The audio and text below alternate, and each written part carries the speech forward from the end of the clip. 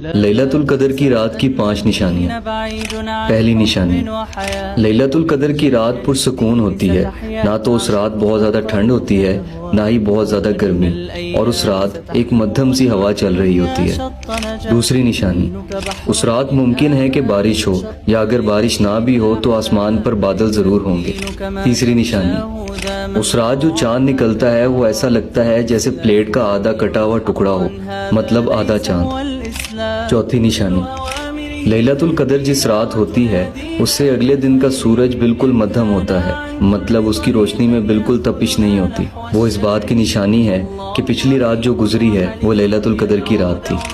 پانچویں نشانی، یہ نشانی تقریباً ہم سب جانتے ہیں کہ لیلۃ القدر کی رات رمضان کی آخری 10 تاک راتوں میں آتی ہے، مطلب 21، 23، 25، 27 اور 29۔ اس ویڈیو کو زیادہ سے زیادہ شیئر کریں یا دوستوں کو مینشن کریں۔